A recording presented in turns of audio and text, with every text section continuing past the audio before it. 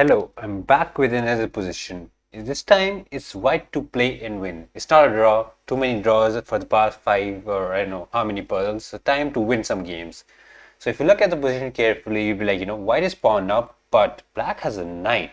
And knights are very tricky pieces. Knight is the devil for a reason. So of course, after a bit of thing, you'll be like, okay, if I give black time, knight can come back to f4, cover e6, and there's no way I'm gonna win it. So I have to push the pawn. So you'll be like, okay, let's start with e6. Logical move. I'm pushing the pawns.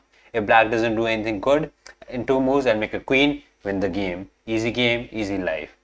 Okay, so let's say black move knight f4. Seems like a sensible move, attacking the pawn, and here, it's an end game. Knights are very tricky. You have to be very careful. If you rush this position and just be like, okay, e7, next move a queen, I win the game. But black can come on knight d5, and you'll be like, wait, knight d5, what's the threat? Okay, you're attacking my bishop and pawn. Obviously, I'm not going to move my bishop and let you take the pawn. Of course, I know. I'll just make a queen, and once I get the queen, it's just an easy win. But in fact, after you make a queen, there's a fork on on c7, winning, drawing the game. So it's like, okay, I can't do queen. Okay, if I do the rook, if I make a rook, it's same thing, fork. And if I make a knight, then you just take my bishop, and one knight is not enough to win. So it's like, okay, the pawn push, the early pawn push here, this was not enough. As I said, you have to be very careful with every move. Knights are so tricky. So it's like, okay, let's give a check. Make cover c7, and then I'll push it.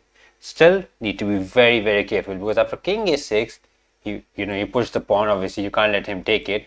Black make another, like a non-threatening, like normal move. You're like, okay, d5. What he's doing? He's not threatening anything. I make a queen, win the game. I can just enjoy life. But again, this knight c7, poking the king and the queen. And once you take it, is in fact a stalemate. Very common concept in all my puzzles. Always some kind of stalemate. I'm sure you must be knowing it by now. So up here, you have to under promote to a rook, so that knight c7 is no longer a stalemate, because after that king can come out to b5. And if he doesn't do knight c7, it's just an extra rook. You win the game easily.